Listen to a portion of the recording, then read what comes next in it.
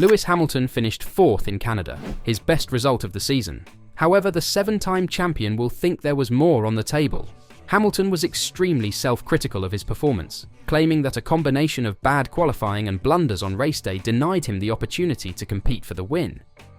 But interestingly, he also said some things that would point to being neglected by the team on purpose. Could it be that Mercedes are favouring Russell throughout the weekend? Mercedes will depart Montreal with mixed emotions. On the one hand, the Silver Arrows may be rather delighted with their development. The W15 performed brilliantly in all circumstances, securing pole position and battling for victory. The last race has validated Toto Wolff and James Allison's more confident statements from the previous weeks. But Lewis Hamilton was quite self-critical during his post-race interviews with the media. It wasn't a positive race for me. Felt like one of the worst drives that I had. Bits of good speed at points, but ultimately, a pretty poor weekend for myself. In qualifying, I put myself back there. Then I was stuck behind Fernando for a long time, as you would expect. After that, I lost a lot of ground, then lost another bunch of ground, then went off. But the positive is the car is progressing, moving forwards. I think if I'd qualified the way I should have, I would have been competing for the win. So that's why it's quite frustrating. Obviously qualified 7th, put myself back there, then I was stuck behind Fernando for a long time, as you would expect. After that, I lost a lot of ground, then lost another bunch of ground, went off and... Anyway, the positive is that the car is progressing, it's moving forwards.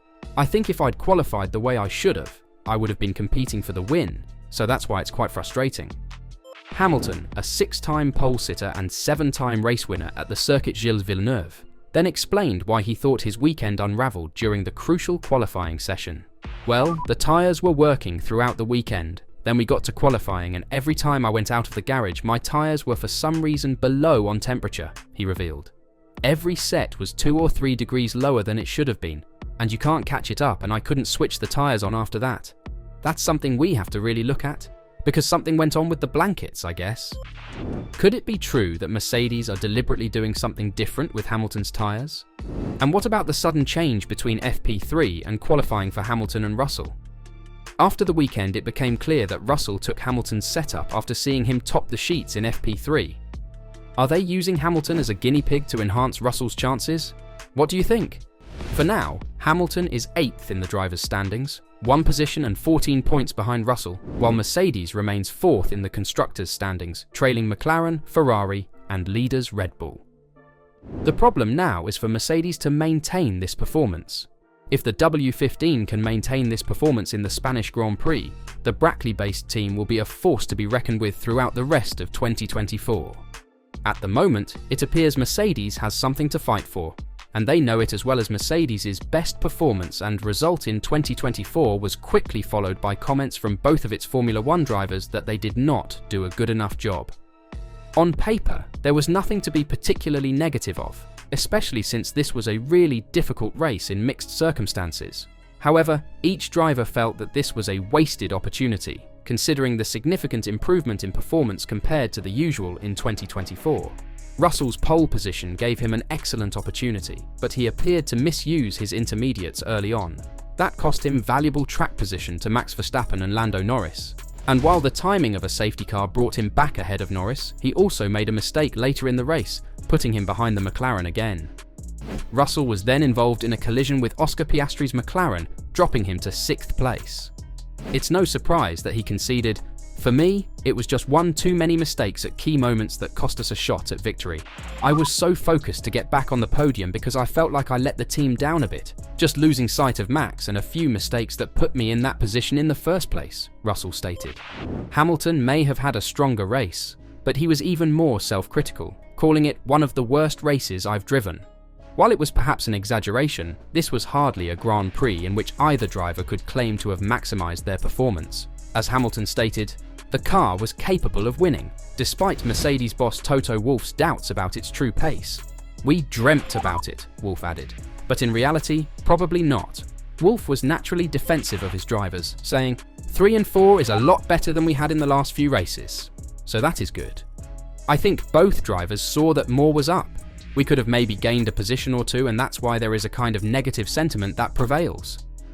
But if you would have given them third and fourth before the weekend, probably they would have taken it. However, it is only half of the point. When a chance arises, the Hamilton-Russell combo should take advantage of it. It is generally considered as F1's strongest teammate combo, but everyone agrees that something was left on the table when Mercedes had its best opportunity of the year. Mercedes has made significant progress recently, and while there may have been some unique circumstances this weekend due to track layout, weather conditions, and grip levels, there is more reason than ever to believe the team is now getting on top of these regulations. But what truly mattered in Canada was Hamilton's responsibility following the race. Recent statements he made in Monaco suggested Hamilton believed something was wrong with his qualifying form versus Russell, which some saw as Russell being preferred.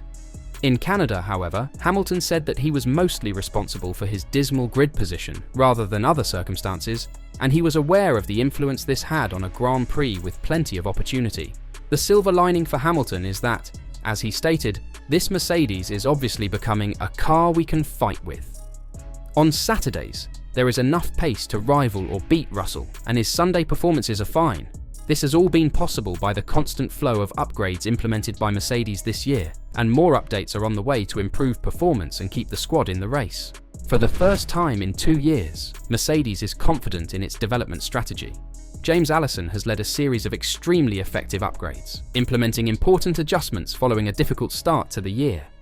While one racing weekend is a small sample size, these adjustments have already shown results. Not only is the W15 more stable and predictable, but it also correlates precisely from simulator to track.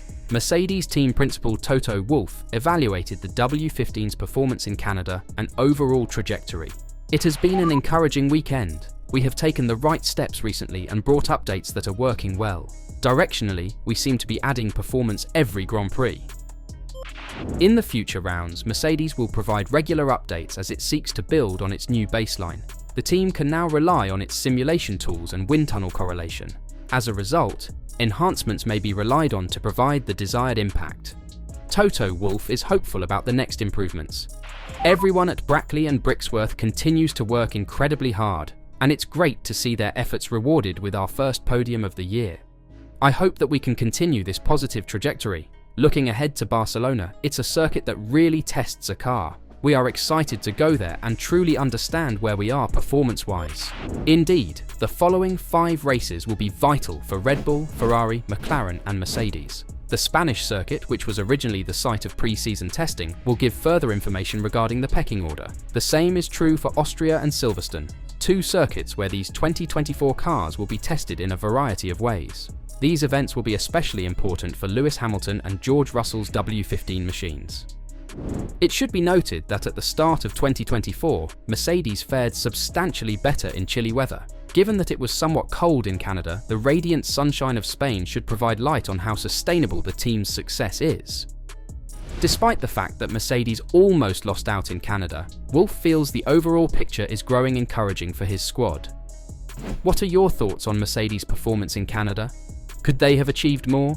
And what about the struggles in Hamilton's camp? Are Mercedes really hurting his chances to get Russell on top? Let me know your thoughts in the comments down below.